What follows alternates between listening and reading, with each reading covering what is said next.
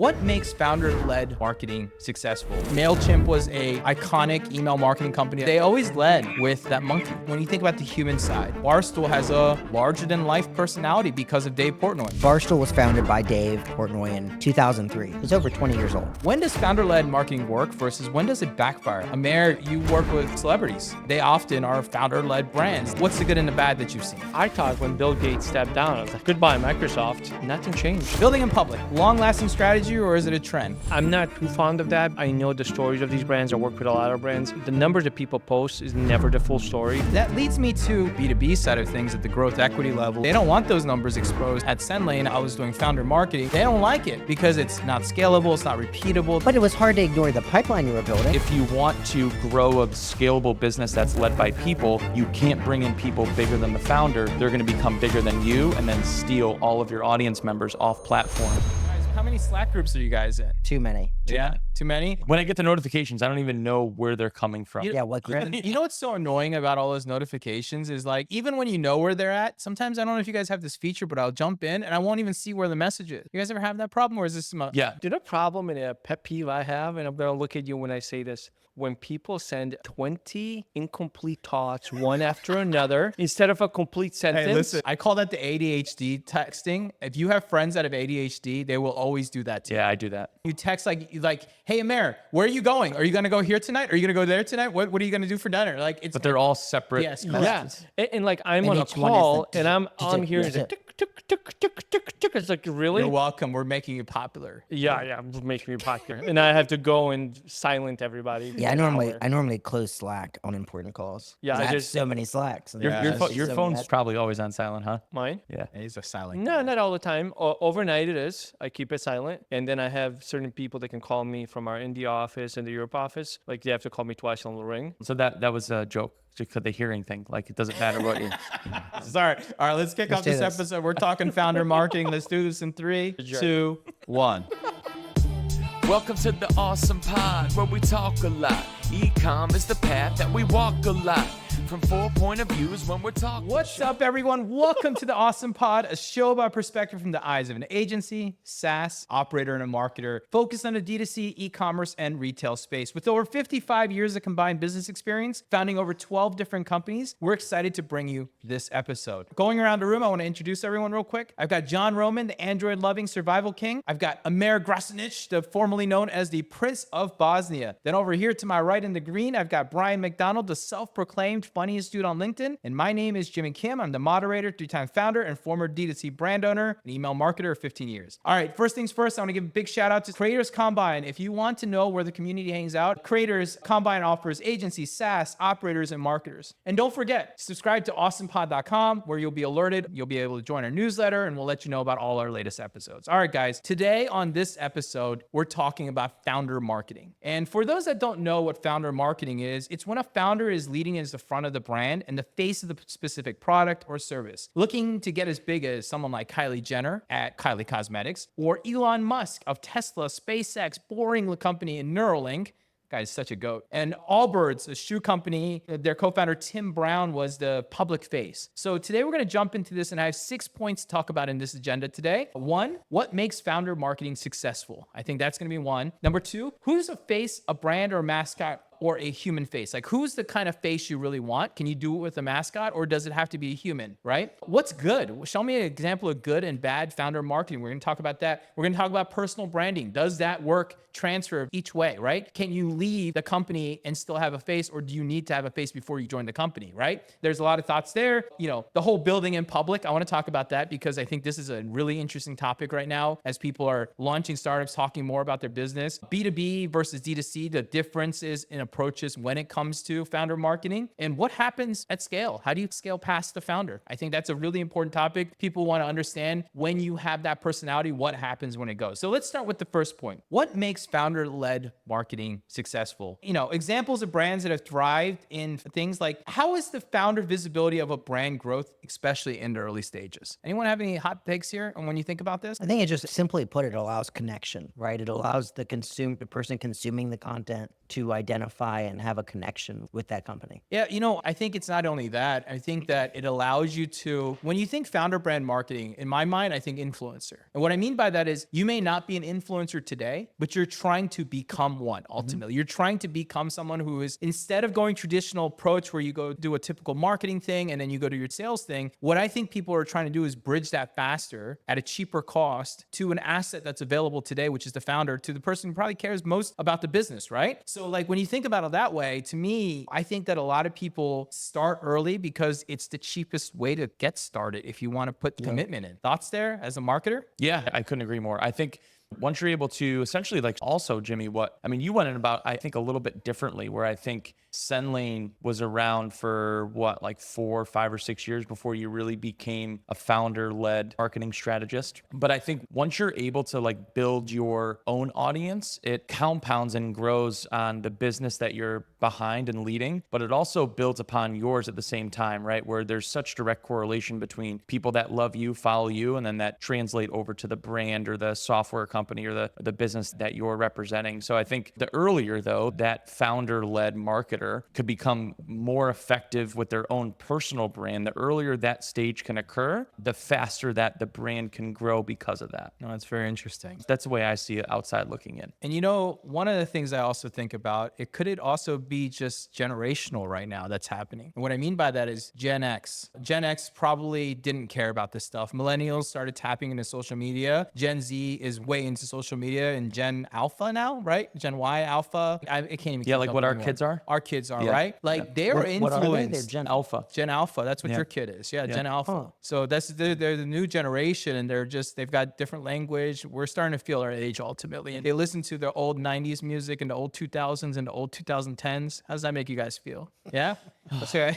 That leads me actually, as we talk about this, to the mascot versus human. Because I think when we think, founder-led, a lot of times someone who might say, oh, well, what if it's just a picture of a MailChimp, for example, right? MailChimp was a iconic email marketing company that was acquired by Intuit for what, 13 billion, 20 billion or something like that? Something ridiculous, bootstrap life. Like truly an impressive run that they made for 20 years to sell for as much as they did. But they always led with that monkey. So mascot leading wasn't a bad thing. And it wasn't. I mean, come on, let's talk about sports. Sports has mascots, right? There's a reason for that, because that's their founder-led brand that they ultimately have. Duolingo has that weird little creature. Yeah, that's what I'm saying. So I don't think it's always bad. That's the interesting part, like what you led with too, and I was going to actually jump into that as a great transition. When you also look at sports, when we grew up, we were loyal to the team. It was the team that was it. I'll use my brother as an example. He's 10 years younger than I am. He's a LeBron James fanatic. Wherever LeBron goes, he follows. He's a team. He will say, I'm a whatever follower because that's where he's at. Cavs exactly. fan, Heat fan, Lakers fan now. But it's also extending to business too, because we're not necessarily loyal to the brand. We're loyal to the person leading the brand because we identify with them, or they have strategically put themselves in a position to attract the similarities that we share, whether it's environmental, political, and whatever else, it just gets impacted by that. Yeah, no, that's a fantastic point. And when you talk about like MailChimp, it's the same thing. Like Freddie. It was His Freddie, name is right? Freddie. Yeah, Freddie was the name. I was going back down to. He had a playful identity. They did like videos with him, and they did all sorts of fun things. There was a campaign they did a couple years ago where it was like male shrimp, male like shrimp. They were making fun of themselves, but they would always use Freddie's face still, regardless, even though he looked like a shrimp now instead of a monkey, because they wanted to keep that identity there. And they've just done a fantastic job kind of keeping that. That leads me to kind of the face, right? When you think about the human side. And I think you guys, anyone who's listening to this pod knows that we like Dave Portnoy because we like his pizza reviews. But Dave Portnoy also has a fantastic story around Barstool and how Barstool has a larger than life personality because of Dave Portnoy. John, you can share the story about the Dave Portnoy and Barstool Sports story because it's fascinating, actually. It's a fascinating story. Yeah, no, it is. So Barstool was founded by Dave Portnoy in 2003. So it's over 20 years old. Initially, it was just a free sports newspaper, and it was exclusively in Boston. So like you can find videos online of them like handing it out to people. So in 2007, they shifted to online. And at that point, they also grew into a mix of sports, but also pop culture and entertainment content. So that's kind of when they started to go a little deep. Now, not to cut you off really really quick, but I think what a lot of people miss too, I think I've mentioned this or someone's mentioned this on a previous pod, is not just starting a business of something that you feel like you could sell or an idea or concept or product that is selling already out in the marketplace. Dave saw an opportunity. I talk about this all the time. Pain points. When you're able to solve a pain point, you're able to have an exponentially greater impact on your business growth. And Dave's pain point was traditional sports news in general was so watered down, so dry, so boring.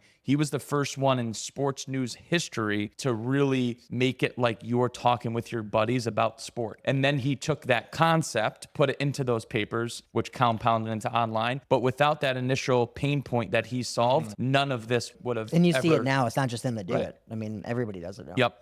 But yeah, keep going. Sorry, I wanted to point that out. 'Cause No, I think it's a good important. call out. So by mid 2010s, the empire was being built at this point because they had really leaned into podcasts. And you look at, it's kind of almost what they're known for at times. So enter 2016, which is when the Sherman Group invested in them. So the group bought a majority stake of Barstool in 2016 it was private deal. So they're estimating it was between 10 and 15 million. The money was used to buy out some early stakeholders, including a big chunk of Portnoy's stock. And the other part of the money was used to invest in their growth. Now, Portnoy retained a minority stake and continued to run the company, so nothing changed there. But the investment allowed them to hire more staff, create more content, scale the podcast network, and increase their digital media presence, which led them to the big event, which was in 2020 when Penn National Gaming did a deal to buy Barstool. So in 2020, they bought 36% of Barstool for $163 million. It's a combo cash and stock deal. And part of that deal is they had the ability in 2023 to act and exercise an option to get the rest, which in 2023 they did. They exercised their option. They acquired the remaining 64% for $388 million. And the deal was done. They owned 100%. Portnoy didn't own anything anymore. And the whole idea of this acquisition was they wanted to integrate Barstool into their sports betting operation. Yeah, So Penn National has a big sports betting book, right? yeah, Like big, they have a lot big of things. casinos. Yep. So I went to a casino up in Colorado that Penn owns, and you walked into the sports betting bar area. It was all Barstool brand. It was really, really cool. Like it was like They tried to push it, right? Yeah. They tried to push retail space. They almost took a retail playbook, almost, I guess, is what they were trying to do. Yeah, it was an interesting move. So, 6 months after the initial final exercise option to buy the remaining 2/3, only 6 months later, Portnoy buys it back. So A wild story. yeah, wild story. So we'll get a little bit into this. So in August of 2023, he bought it back. It was a strategic shift by Penn. So Penn's whole acquisition of Barstool was for this integration, this almost retail like strategy of putting their face everywhere. They had the deal done, the exact same deal with ESPN, and ESPN, love Barstool. ESPN is much bigger than Barstool. So that partnership with them made the deal with Barstool not even possible anymore. So Penn had to divest from Barstool. Now, you can argue things weren't going to plan for them to even be entertaining this ESPN deal. But the ESPN deal was much larger, $1.5 billion in cash and stock up front. And ESPN has the option to acquire another $500 billion in stock. But the goal of this, sportsbook branding, content integration, marketing, promotions, the exact Everything same deal. Barstool's is doing. Yeah. Exact same. So because they did this deal with ESPN, Penn basically sold Barstool to Portnoy for almost no upfront cash. Now, there are a couple stipulations. Revenue sharing. So since he didn't have to pay anything up front, if Portnoy ends up selling Barstool again, Penn is going to get 50% of that deal. Sale price, yeah. Yeah. And the other rule was Barstool Sports could not get into regulated gambling. So if he never sells it for the next 20 years and just mints money off of it, it won't matter, right? Correct. But when he gets that payday, 50% of it's going back to Penn. Got it. To recoup their initial. But now they can't get into gambling. Right. Barstool can't But get I into don't think he was ever wanted to. I think he always jokes about himself being a terrible gambler, right? But he loves doing it. Yeah, I just don't know how profitable they are, which is why they hired Erica to take over the operations. Erica she was their CEO for... She's gone now. She's though. gone now, Yeah. but she was almost there for 2 years because I don't know if they were profitable. It's very hard to profit off of sports podcasts. Yeah, well, they did by selling what products? They sell physical products, right? Yeah. Their content engine is no different than anyone who's media driven. Their founder-led approach, in my opinion, a lot, if you think about it, is he, as a person, had a passion and wanted to find people that were passionate to him, and then he found the products to sell to to those people, even though they may have just been shirts or hats or tchotchkes and hot sauce, it was still something to sell to them. And I think what you learned there is it was kind of like an early influencer and you just didn't know it. Yeah. You really didn't understand what he was doing until what you do. I mean, it's always perspective, right? You have to look back into what might have occurred. And that's what I think it's really interesting, that human brand. Salvin advisors, data's on the rise, helping e-com brands smash profit highs. Not just AI, real humans with a plan, entrepreneurs with data in their hand. Understand, this ain't funny, like King and Kel. Is that your P&L? What the hell? You need some help, and that's okay. So what are you waiting for? Hit up Salvin today. No, seriously, your P&L looks like an episode of Botched. Do yourself a favor, head on over to salvit.com today.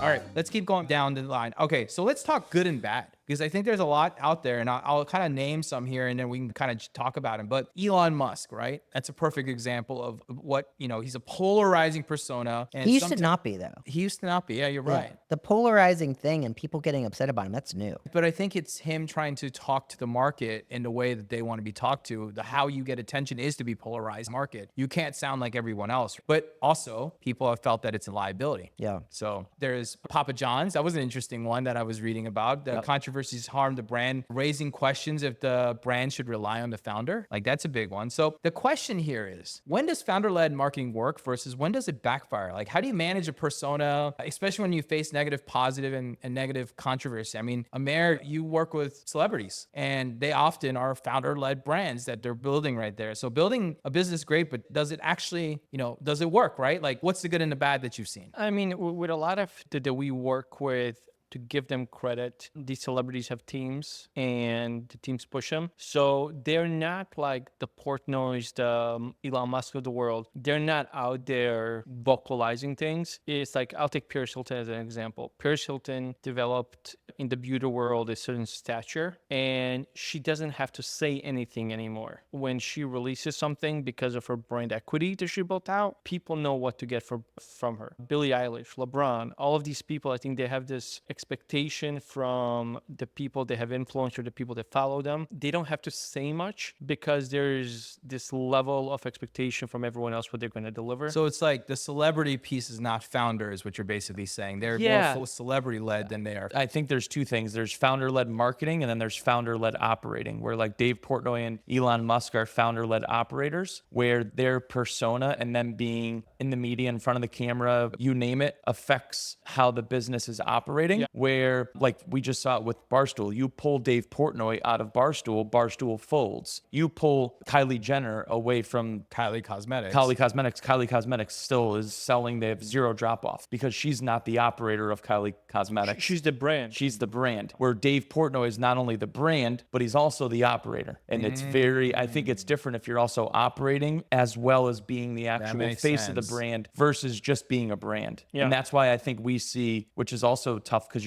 when you rely on the human to sell and to operate, it's a much higher risk versus having them just to sell the product. That brings me to my next question. It's a perfect segue to that. But building a business is great, but does personal brand transfer? I think that's exactly the thing that you're talking about. Just to give you like an idea here, like, Steve Jobs, let's talk about him, right? Apple, right? He was the persona or the founder-led marketing that was occurring on the Apple level. And as we've seen, I love Apple for all they are, but they're not innovating anymore. They've lost that edge. Their marketing, it's okay, but it's not as great as it used to be. And it wasn't like, when Tim Cook gets on stage, I'm not excited to go watch him. When I saw Steve Jobs, I wanted to go see him because I thought that he had something special in the way he talked about things and the passion that you felt when he talked about like the iPod or like the iPhone. Like, he had a passion behind it that was just unique because it wasn't for him about the product. It was about the dream or the thing that he was solving for the world, right? So he was bringing something new to the world. But to be fair to somebody like a Tim Cook, when Steve Jobs did that, he was bringing these exciting things to the market like Elon is today. It's innovation, right? Yeah, it was things we never saw before, like when he pulled out the iPod Touch. Before the iTouch. iPod Touch was a big deal. iPod, I love that one. When he pulled it out of his pockets to say there's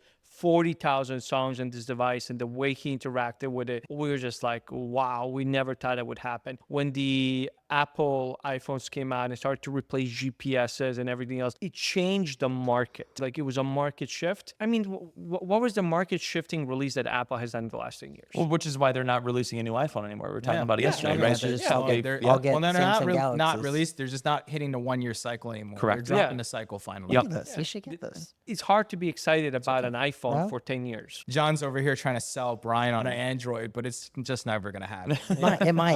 No, It might. I mean, I think honestly, like my tie-in with the brand is I can't disconnect all the stuff that I have. I use Yeah, an you're Apple sticky. Watch with an iPad, with an iPhone, and a MacBook. They all work with each other. Yesterday, I was telling you about how these sync. I don't know if that's a Chrome feature or not, but that's badass. How you can sync all your devices between your desktop and your laptop together now. So you just jump from device to device, and I'm fluid. Like, man, that's gonna make me so much faster than ever, you know? But look, I think the question that I have from that is, does the company pass it off to the next generation, right? Like thinking about, can it continue to transfer? And I think that's what we're looking. The Steve Jobs to Tim Cook, did it transfer? Some people say it did, but it didn't. So we go to Elon. If Elon passes this thing off, does it transfer?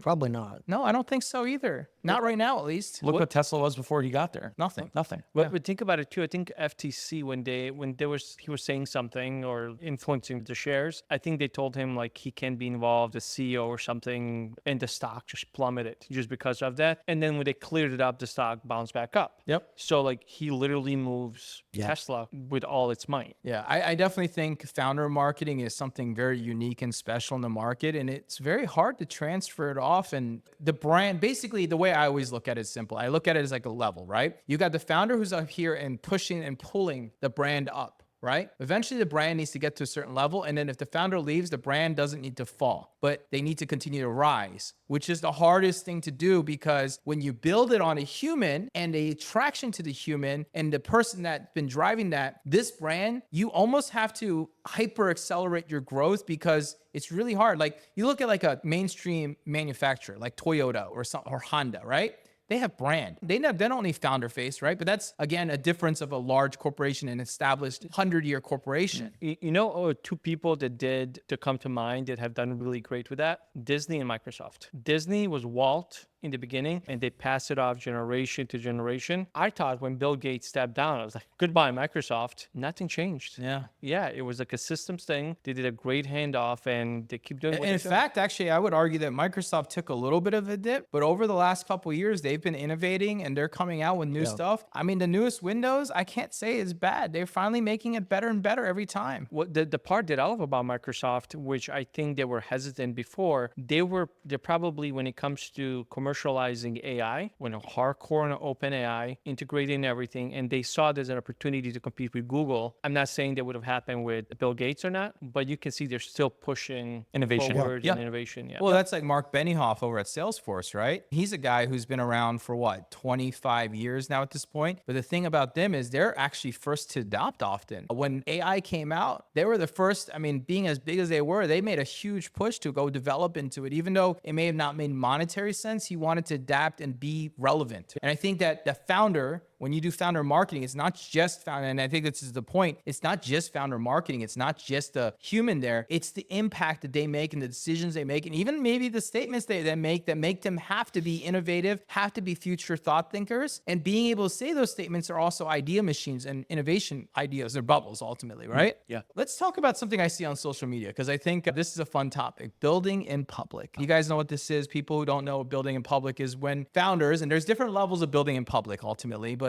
founders go from as extreme as like sharing things and kind of using founder with building in public as a way to communicate and talk to customers, and they might give some high level details. And then there's ones that are super nitty gritty that are like, we did this revenue, here's our sheet, here's how much money we made, how much money we lost. I think it's all over the place. The first example, and I'll start here before we jump into what you guys think about it. The first example that I can find of a good build in public story was Basecamp. You guys remember Basecamp? Any of you guys? Well, guess what? It still exists. I didn't know that. That was kind of new for me. But Jason Fried, who's the founder, was known for building in public. That was his thing. He was sharing the company's challenges, his triumphs. In fact, in 2020, when the whole Black Lives Matters and all the things that happened in the world that occurred, he was on the big forefront of that because he was trying to be innovative by making decisions around D&I that ultimately backfired on him. I remember there was a backfire that occurred on him really bad in the market because a lot of people left because they wouldn't stand for the fact that he said, and I remember what it was. He wanted to be non-political. Is that what it was? I don't remember. I don't remember either. I should have researched this better, but there was something there. But anyways, let's get to the question. Building in public, guys. Long-lasting strategy, or is it a trend? What do you guys think? I'm going to start with you, Brian. Brian,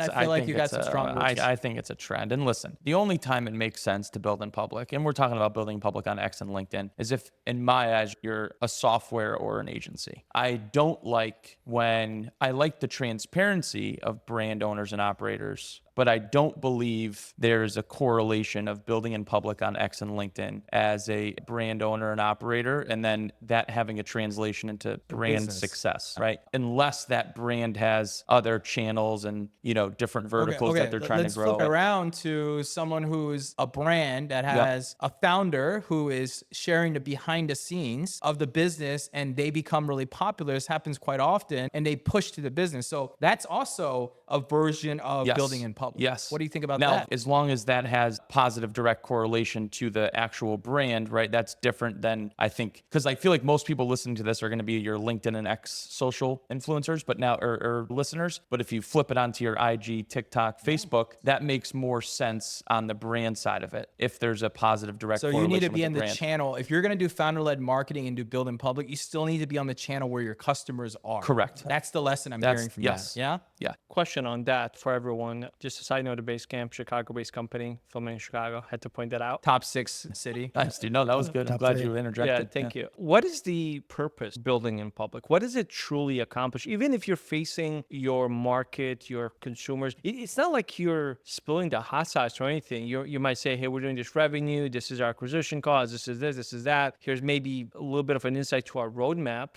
Yeah. But there's nothing, like when I see those posts, I get nothing out of it. But I think that's one version of building in public. And then you have another version where I'll go with Adam into our manufacturing facility and talk about, hey, this machine broke today. Here's why it broke. Here's what we're doing to fix it. That's different. Right? Correct. Yeah. There's two different strategies. I don't like the first way. Yeah, me too. I despise people that post founder-led doing that strategy. There's zero benefit to it, right? There's no consumer that buys your shake or your chair or your cup gives a crap what your LTV is or your CAC is. Yeah. On the other side of it, hey, bring you into your office, bring you in our manufacturing facility. That I love. That's awesome. That's like behind the scenes. Right? Behind the scenes, but then also we're doing more and more of the consumer also wants to feel connected, which John and I have talked about, like organic social, where like they want to see a piece of content that they almost feel like that they can shoot. They don't necessarily want these highly produced social media pieces of content that we did before the COVID era when people were renting out jets and putting on this like fake lifestyle. So we've shifted in consumerism, wanting to connect more with the brand owner. And I think doing like these like daily, I know like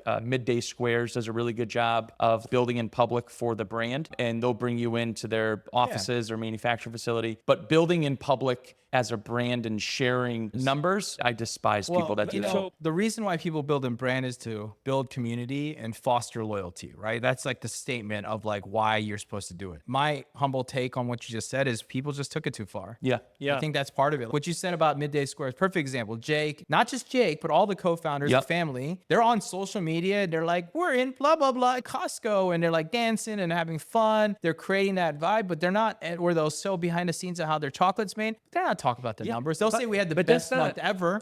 But I think that's not building in public. That's operating in public with transparency, showing people what's going on and things like this. But it's still marketing. It is, but it's you're talking about operation. You're talking about day to day, where a lot of these guys are quote unquote building on public with the numbers and everything. They're trying to say how they're building the company, what they're doing. You're not sharing that. You're just sharing your perceived success to compare to other people and what's going on in the market. Which again, I'm not against whatever, but like you're not creating, in my opinion, at least for me, I don't know, actually you guys are on the brand side. I don't feel there's like value when I read one of those things like, oh, okay, that's fine. I see when there's value when creators combine. If you're in there, you're sharing those numbers and you're sharing, this is how I'm getting here. This is how it was last year. Like you're providing a lot more context around it. I think that's the value to the market and to your peers, but just blasting a bunch of numbers. Like I could do that for the agency, but it's not going to give anyone any what are you going to accomplish value. with it? Yeah. There's no positive output. And I've seen both sides of it. And when you're having a bad time, right, and you're not doing well, then it's like sympathy. Like, why do you do this? What are people going to do for you, right? Yeah. Like, oh, I'm sorry. Like we don't need to know that. It's starting to blend in like this. We know business is rough. No one expects business to be up and to the right at all times. You're going to have bad times. And I think the idea often to me when people build build in public is that they can foster a community that will support them through that end. But I don't know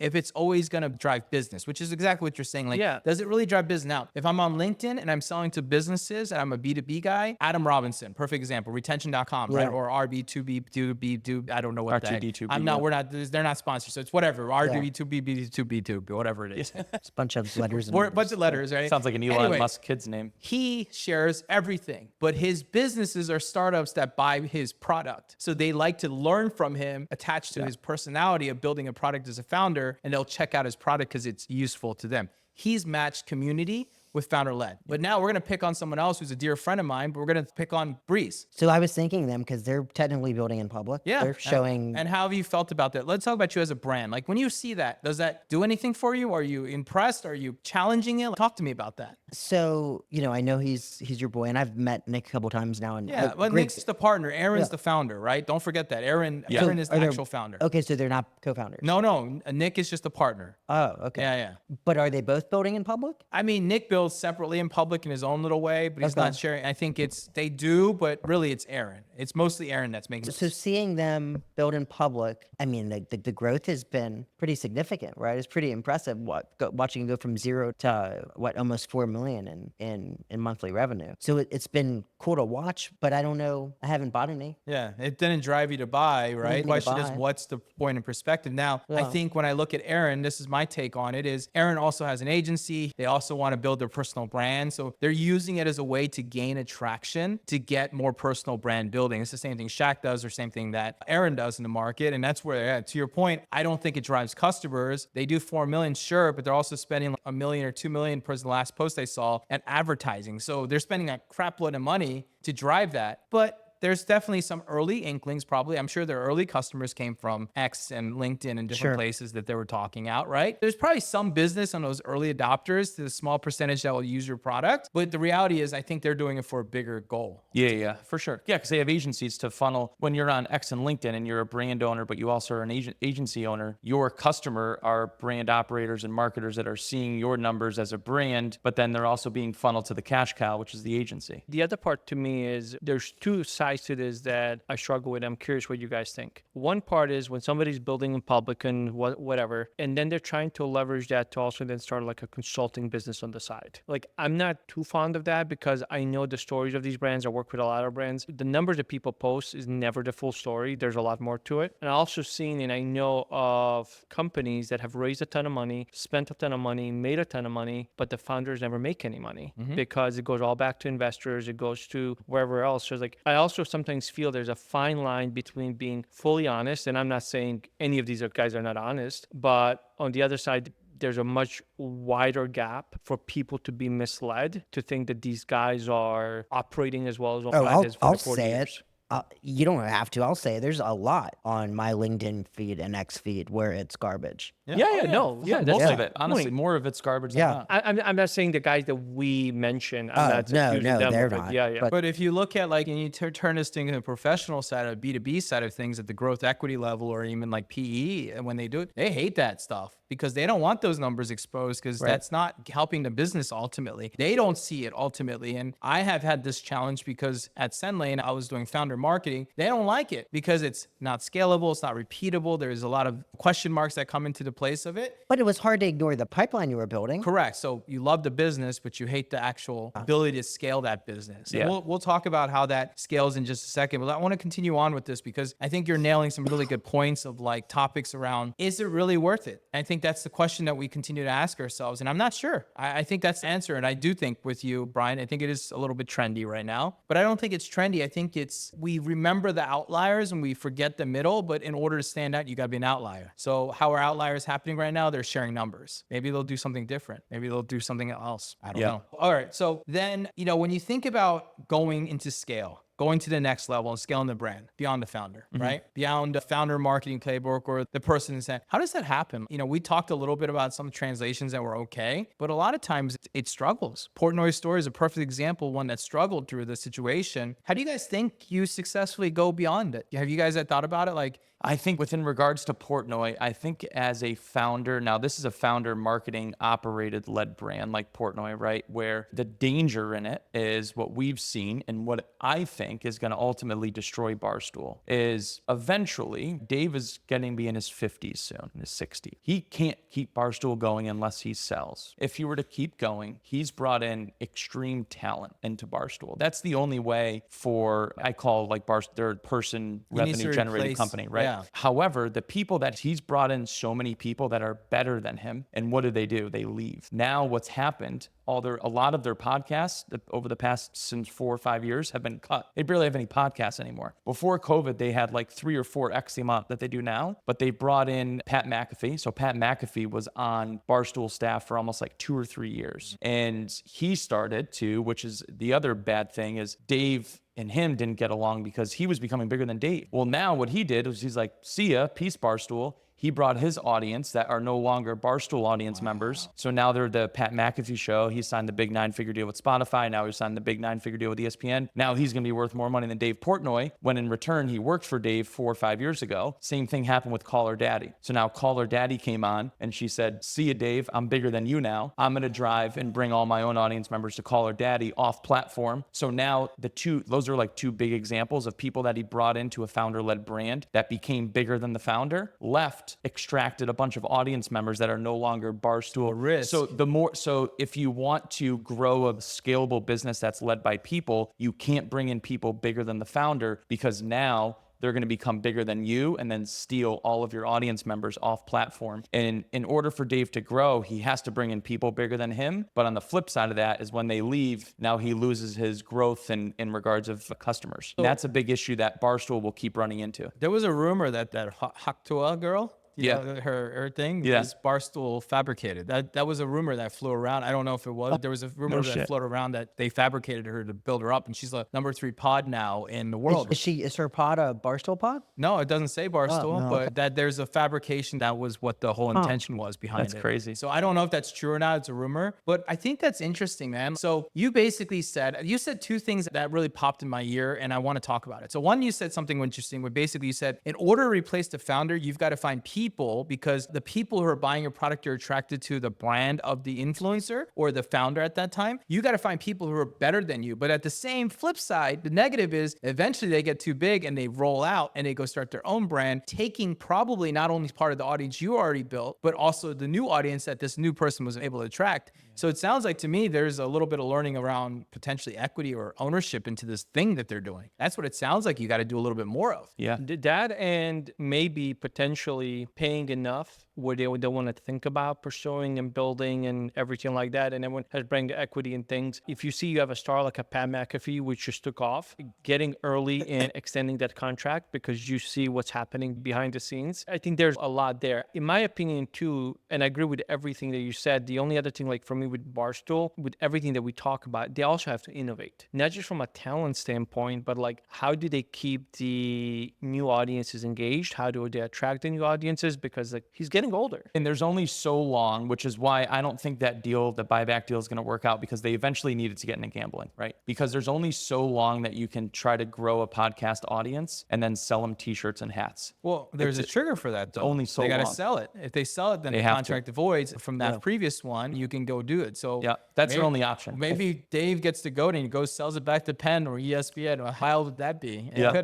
definitely happen. Yeah, but something's gonna happen this next to few your years. point, though, I mean, that's part of the challenge in trying to find how do you reduce that public noise that you created. It's almost a challenge, because when a founder-led brand playbook is put into a business, oftentimes, in my opinion, that's your kind of like your marketing shtick. Everybody has a marketing shtick. Like, I'm a performance marketing company. I put money in for ad dollars and I spit them out. That's all I do. I don't give a crap about it. And then you've got the ones that are like, I'm looking for organic growth. I'm looking for different versions of growth that may be cheaper to acquire customers, but also to build community, to do other things that might come. And it's a personality thing. I really think there's a pure personality thing that comes with this too. Like, not all entrepreneurs are built for building in public. Yeah. So are they currently considered more of a content generation company? Barstool? Yeah. Yeah, they're a media company. Yeah, they're a media company. Well, I wouldn't call them necessarily a traditional media company. And this is what I'm getting. And I'm just thinking from a Barstool standpoint. Would it make sense for Barstool, and I think this is probably maybe the only way they may even be able to survive long term, is Barstool to try to sign a league of some sort to bring the audience and the equity from different leagues or different sports to put the eyes on, kind of like ESPN does. So I don't know if that's NFL, whatever. Look at Amazon. Amazon was not a media company. They are Their now. distribution and everything. Now they have Thursday Night Football. Well, they have their whole Amazon streaming service. Yeah. So They've got shows. I think even like Barstool needs to even pivot and find a partner to license the Barstool brand too and grow it that way. Or they need to really gamble, which is a big gamble, is to dip into sports distribution instead of just generation. There's a lot to think about Yeah. there. The one thing I want to just add, because something you said earlier, and that one big influencer or brand person that everyone overlooks that has been doing it for years, Warren Buffett. Ah, yes. Warren Buffett, Berkshire Hathaway, if he steps down, I don't know what's going to happen to them because every investor in this space follows him religiously. He's probably the person. Amir, I don't think this is a step down situation at this point. What do you mean? He's like 92. He's gonna die. No. Right? I mean, we're all thinking it. We're all thinking it. Right? We're all No. thinking it. trying to be respectful over here. Yeah, but yes. Brian just comes in. Yeah. No, he's No, gonna, but I'm unfortunately. saying like when you see it, like Kicked for it. the last, 70 years, he's been doing this. Yeah. And you said like Portnoy is getting older. Warren Buffett in his space figured out how to do this for 70 years and stay relevant. Even though he's not running the company anymore, he's still influencing the company, which is very interesting. And I think Portnoy could do the same thing. And there's a lot of learnings there. I think I've been learning a lot too as I have businesses that have started that are kind of like founder-led, face-led that I continue to build on my personal brand. But to me, the new waves of businesses are a lot more around my personal brand on purpose because they're topics that I want to. And I've already proven that I saw that I have a community that wants to be a part of that. So Yeah. I think there's a lot of it. All right. We're going to close this thing out because we want to get into this buy or sell. So hold on. It's time for buy or sell. There you go. Here's your host, Brian D'Amica. All right, Brian. Kick it off with their. I'm more than just a meat guy. Dude, I just do more than. I do more than me, man. So meat. Can you please make me a new recharge rap song for the ASOM Pod really quick, please? Recharge did a rebrand, so I drew up a new song freehand. Now it's tailored, fit tight like a glove. Automatic revenue, that's what we love. Your product's the bait, Recharge is the hook. They'll read subscribers like open books. You probably looked through every open nook, but you found Recharge, close your open book. Wasn't that easy? Sure was. No hassle, no sweat, no. They'll help you build your park like Walton, turn your castle into Jackson. So don't give me that, I'll check it out tomorrow, man. Get Recharged today and hop on that tomorrow brand. All right, welcome to Buy or Sell. Here's your host, Brian. So same thing, those of you that have been following along for this long tradition game that we just started last episode, we are going to be 5 topics here. I'm going to make a statement. After the statement, we're going to go around. You're going to buy it, meaning that you agree, or sell it, you don't agree with it. So Amir, first one, founder-led marketing leads to stronger brand loyalty. Buy or sell? Sell. I'll let you explain. I mean, it just sell because there's been a lot of companies that have done that really well that didn't have brand marketing that have built up. I think we in the beginning talked about MailChimp and Most of the companies in the world don't Yeah. have founder-led marketing. Yeah, true. Just remember that. Yeah. I'll agree. So Yeah.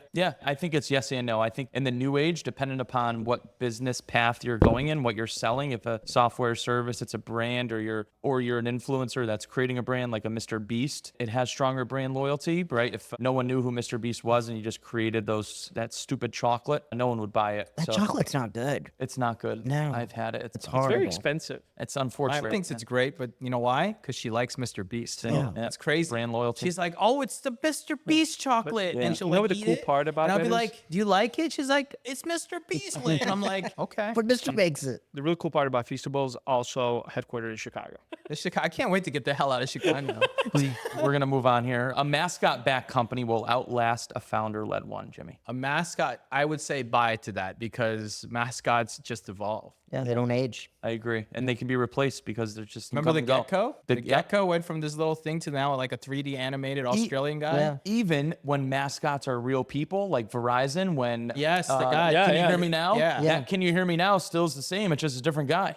Sprint dropped him after a Yes, while. State Farm with Jake. That's what I'm thinking of. completely Jake from changed. State Farm and Yeah. the Verizon. But yeah, Jake from State Farm. Yeah. The other interesting one actually they did both was Wendy's with Dave. What's his- Yes, Dave. And then they did the little girl mascot. Yeah, Wendy. and Dave ended up passing. And All I know is Wendy's just has the best Twitter or the X. oh, they're Yeah, it's incredible. spicy. They're savages. Because they're just spicy. That's all. I believe they're known for. That's their marketing. yeah. Well, I think this leads into the spicy one. Mr. Beast will never build a successful brand outside of his YouTube channel. I think I sell that. I believe that the guy is brilliant. I think that you don't do what you did without having some brilliance behind you and some crazy too. Yeah, I agree with that. And I think it's a conversation that you and I had last night when you're talking about the business that you're building. He has distribution. That's it. That's it. Everything in the world of building a business is about distribution. Nothing else matters in my opinion.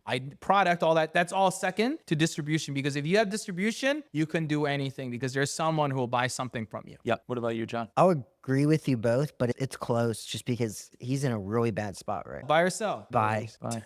Okay. I sell, and one reason I see how intelligent he is to have a headquarters in Chicago. I mean, that's just Wow. Okay. All right. Here's another spicy one. Marketing agencies will outperform founder-led marketing. And let's stick to a brand. We're talking brand here because I think it's I know. As a I brand. think I sell that. Yeah, I'm going to sell that. I think that when you're talking, because you said outperform, I think founder-led build will outperform marketing. Yeah, I think that does. Okay. I do, because your cost will always be cheaper. Yeah. That's the whole value of it. I'm going to buy it just because I feel like most brands don't have a founder that can lead them. That's so true. There's very And that's a few. good one. What about you guys? An agency, marketing agency will outperform founder-led. I'm gonna go buy. I mean, they typically are gonna outperform. Amir? To your point. Amer? I'm gonna go in the middle. Can't go in the No, middle. you You gotta have to pick one or buy or the sell. This isn't called buy middle sell. It's very situational because I think There we founders go. to get a company off the ground will do a much better job, founder marketers. But I think if they want to hit scale, I think agencies will. This is true. Yeah, I think it's a fair point. That's but- fair. Okay. Well, Yes. And last but not least, founder-led marketing attracts more media attention. Buy 100%. I'm going to buy that as well. I'll buy that. I just want to be He's difficult.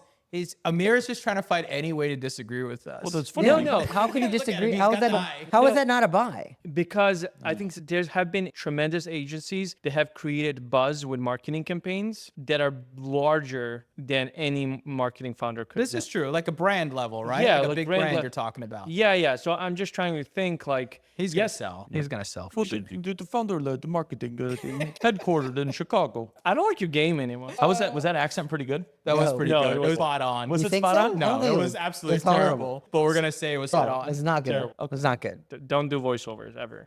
All right. Don't do voiceovers. All right. Good. On that note, that's a wrap for episode 24 on founder marketing. Listeners, if you enjoy our pod, you could please like, comment, subscribe, tell a friend, and let us know what you think. Follow us on TikTok, X, IG, YouTube, LinkedIn. Just type in Awesome Pod to follow us. And don't forget to leave us a review or rating on your favorite podcast or streaming application, or YouTube, of course. We're a video first pod. We fly from location to location, maybe not Chicago anymore in the future because of this, but we do this because we have dynamics as a team and we enjoy hanging out and we want to deliver a high quality experience. So go check us out on YouTube if you're listening to this on audio or on another channel. I think Spotify also displays the video too, it does. so you can check us out there. And don't forget to subscribe to our newsletter, awesomepod.com. We got a newsletter that we're working on right now. We're going to talk about all the things that we continue to talk about on newsletter format. Maybe we'll give Amir a spicy little corner that he can just talk Chicago. Wait. He started to get my name right, and now you're getting my name wrong. What did I say? You said Amir. Amir. You said Amir. Oh, well, it doesn't matter. It's It not- matters. Listen, it's close enough. You can call me Jimmy. We Jimmy, don't call it Jimmy. America. We call it America. Oh, he just put his name into America. It is in my. Thanks for tuning in. Next episode, we're going to talk about affiliate marketing and e-commerce. We're going to get into the little nitty gritty. It's going to be pretty fun, I think, because there's a lot of things that I think people are in the stigma that comes with it that we can talk about. Otherwise, thanks for tuning in, listeners, and we'll see you on the next pod. Welcome to the Awesome Pod, where we talked a lot. Ecom was the path that we walked a lot. But now the question is, will you subscribe or not?